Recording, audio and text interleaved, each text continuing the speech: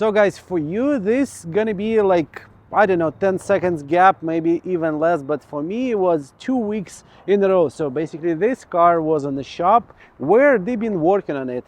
Besides the full detail of the interior, since the car been so bad before in the dog hairs, right now it's cleaned up. So the guys, they took it apart, and I hope I'm gonna put that short video how they've been doing it to clean the interior. It was really hard for them, believe me or not. And the second part they've been working on, those are bumpers. So both bumpers, they've been cracked on the back just a little bit, on the front both sides they've been missing pieces, and they put it together, they painted and they polished the whole car. A lot of scratches, the one on the car been present before, they gone, but some of them so deep in the paint they still remain in the car. So I'm gonna think about what I'm gonna do, maybe just do a little bit touch up and repolish it, so try to illuminate them from the body as much as I can.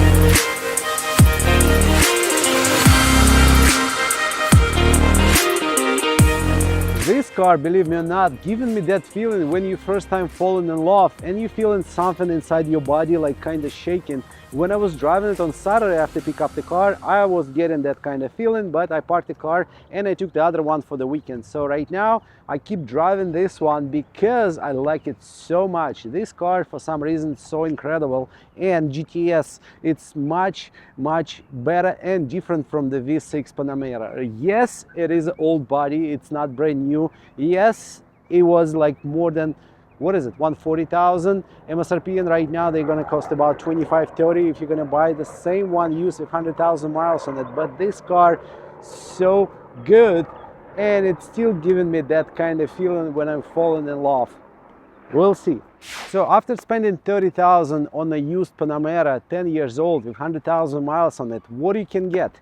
Are you gonna get the car like still like brand new? No, it's not. Are you gonna get super fast car, nice looking, a lot of space inside? You can do skiing because it's all-wheel drive. You can take it on the snow. Yes, you can. And this car remaining in a great shape because Porsche still doing, but before they've been doing it much better. So the quality of the assembling, it's on a high level, not as I would say Toyota or Tesla.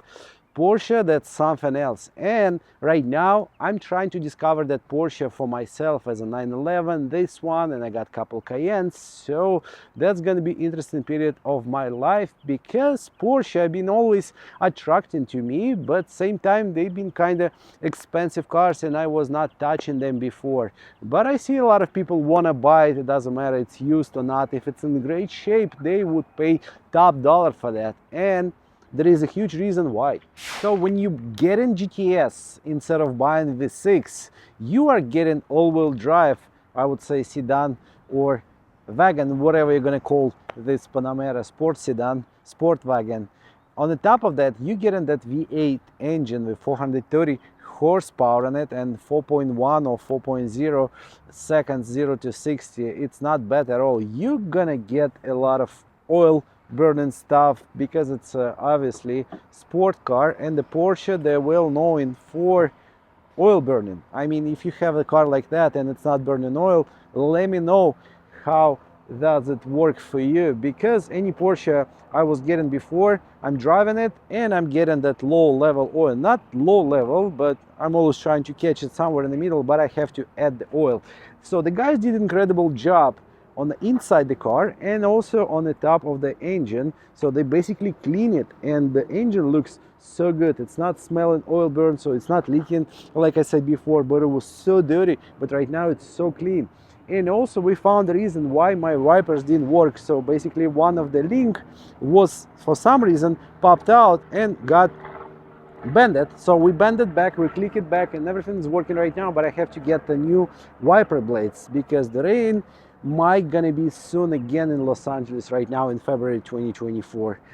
On the top of that, the engine is so nice, it sounds healthy, 7-speed dual clutch transmission working perfectly, all-wheel drive has no problem when you turn in the steering wheel. So basically all-wheel drive on the Audi, VW or the Porsche, they do have a problem sometimes with transfer case, and the Porsche I had before in new body, not new but previous body style, had a problem when you turn in the steering wheel, the vehicle was getting stuck. So basically the transfer case had some problems with the lock, I think, and that solenoid been replaced and the problem got away. This one has no problem at all, and I'm not surprised because it's a Porsche. Even this car, 11 years old right now, 100,000 miles on it.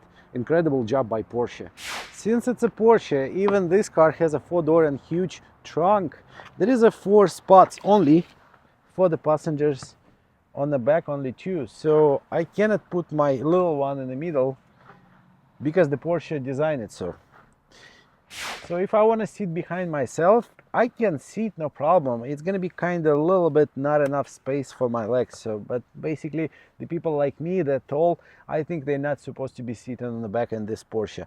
But in case it's a short drive trip, why not? You can fit yourself inside. So on the top of that, we're gonna get heated seats. There is a cup holders, and that's it. There is a mid box, and there is some options like you can plug in your phone to charge it, or you can smoke if you want to, but I don't think you're gonna smoke inside the Porsche. So how fast the time is changing. The people like in the 50s, you used to smoke and see all the commercial everywhere, probably on the TV. That time, if you're pregnant, you can smoke and nothing gonna happen with your kid. In the 70s, you can take a flight and smoke inside the plane while you're going from Los Angeles to New York maybe. And 10 years ago, it was kind of normal to have an ashtray on the side of your door, and you can smoke inside the car. So it's not only was allowing to, it was like kind of a request from the consumer to put that stuff in the car. But right now in 2024, it's so hard to find the ashtray. You're probably not gonna find it because right now there is no smoking policy everywhere. That's not including the cars. And нет, наоборот, надо было сказать, что and it is included. So in non-smoking policy right now in modern time, it's even belongs to the car. So it's hard to find ashtray in the new modern cars. That's just the way consumers want. They don't want to smoke in the cars anymore, especially if it's Porsche. But back in the days, smoking a Porsche, it was not a problem, especially if this car, first of all, been designed and made for Germany.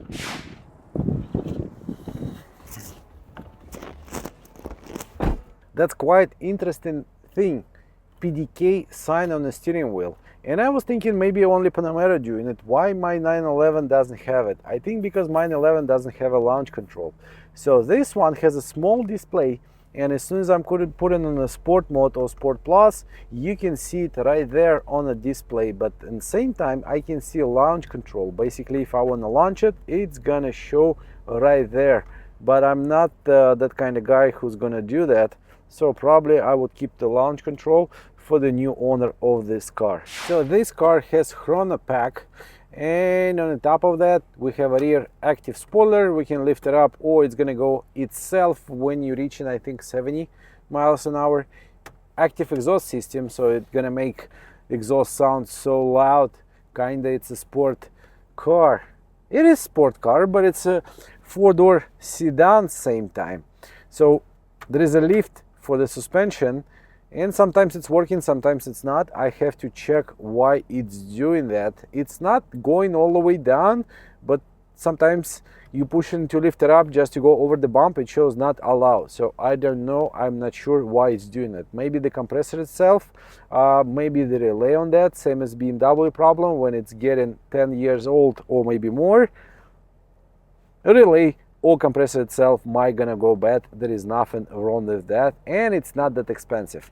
So on the top of that we have a cooled heated seats, and the leather, like I say, everywhere, not only on the seats, the dashboard, it's all in great shape. There is maybe some small scratches somewhere, but in general, after the full detail, so deep full detail, this car looks amazing. I wouldn't say it's a 10-11 years old car, I would say maybe 5 years old, because even right now this car smells so good. It smells like clean. So the whole idea of Porsche Panamera, I think it's not bad at all, because Porsche covered basically the all segments on the market. So by the 2013 they already put Panamera on the market, they already put Porsche Cayenne, new body style, but before it was a Porsche exist but not Panamera. So luxury sedan, and on the top of that sport sedan, I think it's not a bad idea at all. And it was enough, more than enough consumers who was buying it, and they were willing to pay up to 200,000 for the brand new four-door sedan Panamera, because besides GTS and V6 there is a lot of Porsches been available, Turbo, Panamera S or Turbo S. And what I like about the Porsche Panamera, new one, this doesn't matter, the whole idea of this Panamera, you can use it not only for the fast driving through the like canyons or PCH, or maybe take it on the truck. Why not? You can use it for the family needs. So besides what you can do to put the child seats on the back and your kid's gonna be comfortable, you can drop the back seats and put a lot of stuff from Home Depot. And the roof rack, you probably see that it is giving you idea. You can put your skis or your snowboard or your wakeboard, whatever you're doing. If you are active kind of Porsche driver, you can use this car for different needs, and that's a good point of this usage. As a not huge fan of the Porsche, same time I'm not a history teller. I have no idea why these guys decided to go with this Panamera itself, but the whole idea of taking the market, the whole market, where they can find a spot for the cars they produce in. For example, Porsche 911, there is nothing you can compare to that car. Boxster, that's kind of beginner of 911. If your money, it is a huge question for 911, still you can buy the Boxster or Cayman maybe. Next level, it's gonna be SUV. So besides the Cayenne, they start doing Macan. And again, if you're not enough money to buy the Cayenne, you can buy the Macan, and it's giving you idea of the Porsche SUV itself. It is a smaller, it's not that fast maybe as the Cayenne, but same time it is a Porsche, small, nice city SUV. So when they came with Panamera, I think they've been kind of, maybe, I'm thinking, if it's the first time they're doing four-door sedan, they've been maybe scared about it. But looks like by 2013, when they start producing Turbo S, GTS and all that kind of stuff, they see it's on a huge demand and people everywhere buying it. So in the US, it's always been a high demand for those kind of cars. If it's not only Porsche something, Porsche Cayenne, those cars, they always kind of on the market exist. But if it's something like S, Turbo S, GTS, something more luxurious, I would say so, it is a high demand for that, and the people are willing to pay. They're willing to pay, put deposit and wait maybe half year, maybe more, just to get that car from the factory. So this marble style steering wheel, it is kind of questionable for me. Why they wouldn't put like aluminum piece on that or the wood trim, but they put this plastic as a marble? Who was designer of this beautiful steering wheel? I have no idea, but the guy was thinking about something, that's for sure. I like the way dual clutch transmission working. It's shifting gears so fast, almost like Formula 1, almost that close, that one.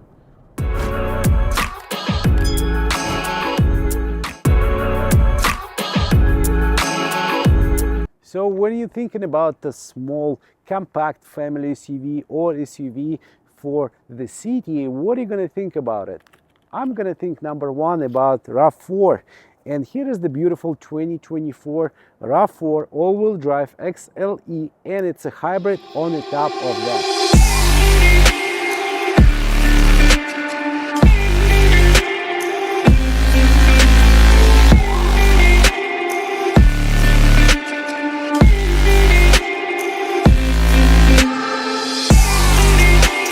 So as a brand new 2024 RAV4 mid-size SUV, what are you gonna get? You're gonna get famous Toyota quality. You're gonna get hybrid system, which is improved by decades, I would say right now.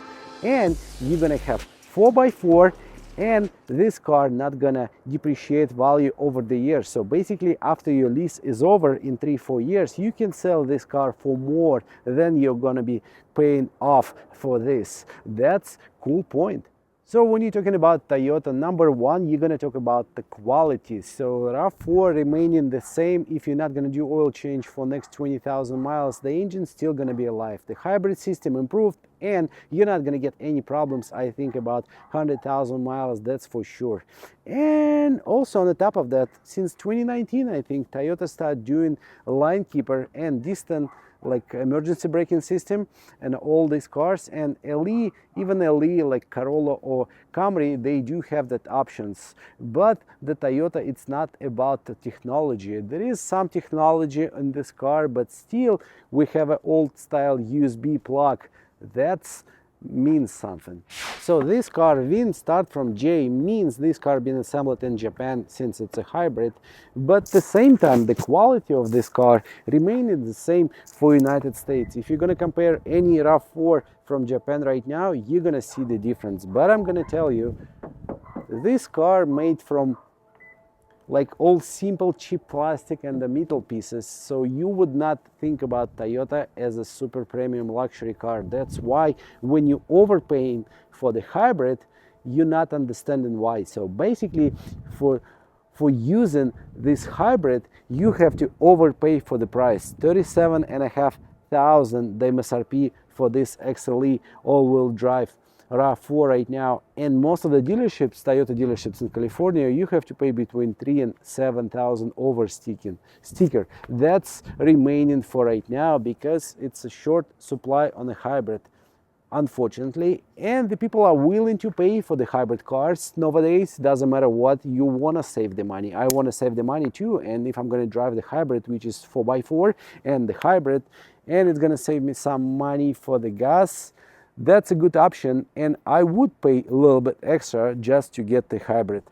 So Toyota, same in my opinion as a Honda or Infiniti, Nissan. Right now they more concentrated about the design, not about the quality they building. It is a quality, I wouldn't say the bad word about it, but it's not the quality I would say required in 2024. So it's kind of simple. Everything is so simple under the hood inside the car, but the design, it's something they working on it so hard just to bring your attention, just to bring you as a customer. Because right now in 2024 there is a huge amount of cars, there is a lot of different cars available on the market. You can buy the Japanese, you can buy the Korean car, and it's not going to be something bad, it's going to be something improved, something great, and I would say the best warranty for like a Kia or Hyundai. And the RAV4, it's not a bad choice between small SUV. Что-то дохера я опять пизданул. Хочу одно, говорю другое. So this 2.5 engine and hybrid system combined gonna give you 219 horsepower and about 40 mpg, which is not bad at all for the SUV and a full all-wheel drive. So the engine under the hood, you might gonna find the same under a lot of different Toyotas. For example, Toyota Camry, they're using exactly the same engine and the hybrid system. So why would they use something different if it's gonna fit in this car, same as a, I would say, Lexus and the other Toyotas? So the main question, why this car remaining high demanded unit in the United States for sale? Because it's Toyota, because it's a practical small SUV. It is affordable on the payment, it is affordable on the gas, the maintenance, there is no question about it. You can do $50 oil change and it's gonna be not affecting your durability or your MPG at all, I would say so. And most of the time Toyota RAV4 or the Priuses, any hybrid I'm seeing in Los Angeles, they have a bolt tires and it's dirty as always. So basically people, they don't care about the car anymore because they got Toyota, they got that quality you can rely on, and they doing their own stuff, whatever required in your life, and you don't have to think about the car. You just getting in, starting and getting from A to B. As long as you're making the payments, nobody gonna take this car from you. But same time, this car not gonna give you a problem, not gonna give you a headache, it's just gonna drive. So as always, I like to test the car not only the way I'm driving it or as a driver, I like to test it as a passenger on the back also. So let's go inside and see what's the space remaining for me as a passenger on the back.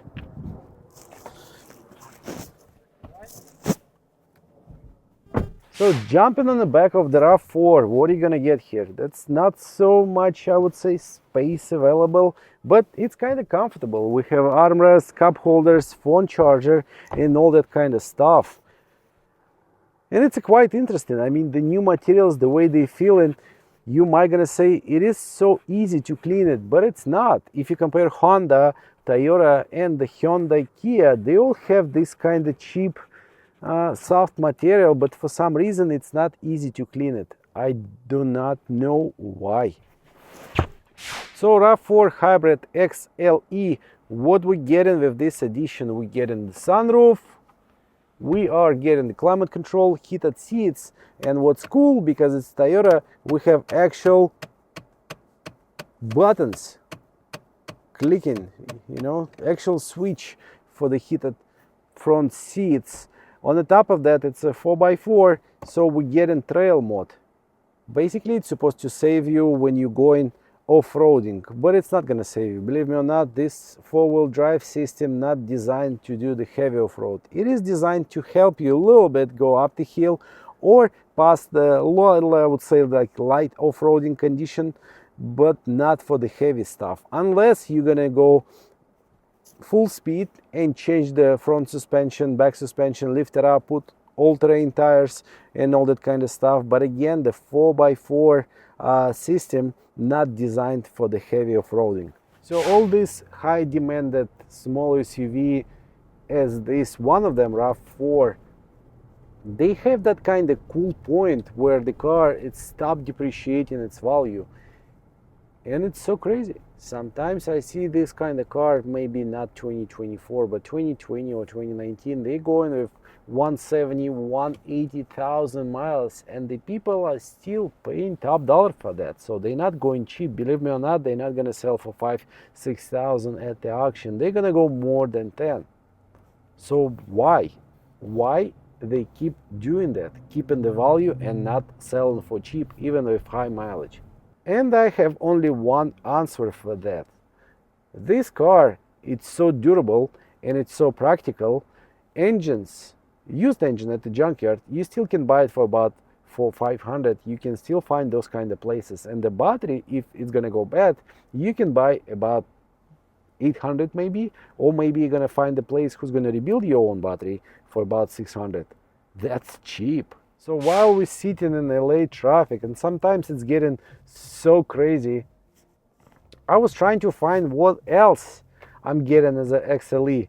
package. As an XLE edition, I'm getting heated steering wheel and heated front windshield. So it's not the whole windshield like a Land Rover has. It is only a windshield wiper heater. So basically when you're going up the hill or you're living in a state where you have real snow, real winter, you can use that option to warm it up your windshield wipers, so they're not gonna get stuck to the windshield, and you're gonna be able to use them when you're coming out, or you're trying to drive it and your full windshield full of snow. Нахуя я это пизжу, too much, там уже можно это обрезать. And the all new Toyotas right now looks like the bigger car, the more massive design of it. Like this handle, the door handle, it looks massive, it looks so big, but as soon as you touch it, try to move it, squeeze it, you're gonna see and feel it like it's just the plastics. Even the Toyota Tundra, the one I had before but I never did video about it, like all the panels inside, all the handles, they're so big, huge, like it's showing you're driving the huge car, but they just empty inside, and such a kind of simple, I wouldn't say it's cheap, I would say it's a simple plastic pieces attached together just to give you that feeling you have something cool and big, massive, built by Toyota. So while I'm waiting my favorite drink, I was checking how much this car going at the auction. 2024, I have MSRP for this car 37,500, and the prices, they've been so different. Like in Nevada they sold for 35 new car, and St. Louis they sold 36.5, so about the same, and the mileage basically 510 miles. Let's go. What I'm trying to do right now, I'm trying to find any close by same year, same edition XLE car, but the top mileage been sold for. So for example, I'm gonna check right now if 2024 been sold more than 100,000 miles on it. 2023 RAV4 all-wheel drive hybrid XLE, top mileage 20,000, 30,000, not enough. 13,000 miles sold for 34,000, that's crazy. SE, no, 2023, not enough data yet. Maybe LE, no, not yet. And usually what's crazy about it, not crazy, but that's just the simple data. So if you check in the, for example, LE edition and the Platinum or XLE, something more expensive, the cheapest car gonna have more mileage. You know why? Because people using it for the regular basis. They use it for Uber, DoorDash, or any other platform just to make money. So they buy the cheapest version of this popular car, so it's going to be cheaper on the payment, and they don't care about extra luxury stuff like a moonroof or climate control. They just want a low payment and good quality car. Right now I am at 2022 Toyota, and I'm trying to find the RAV4 hybrid XLE, 87,000 miles, sold for 25. 40,000 miles, thank you so much. 40,000 miles, sold for 31. That's why this kind of car not gonna depreciate a lot in its value, and you're gonna win. That's why when you buy a new car, you have to overpay. You have to pay a little bit more over the sticker, so you can get that kind of option after several years to sell this car about the same price what you bought it for. 40,000 miles, so 74,000 miles, 2022, same RAV4, sold for 28, and that's the auction price. Oh nice, I found the 119,000 miles, sold at the auction for 19,900, and I'm checking for 2022 RAV4 XLE hybrid. So at the end of this story about 2024 RAV4 hybrid, not only about 24 hybrid, but the general idea of the hybrid RAV4 all-wheel drive. Is it good or not? I think it's really good. The car gonna keep value over the years. It is super practical, it's super durable, and you can rely on this car. It doesn't matter what. That's the best point about Toyota.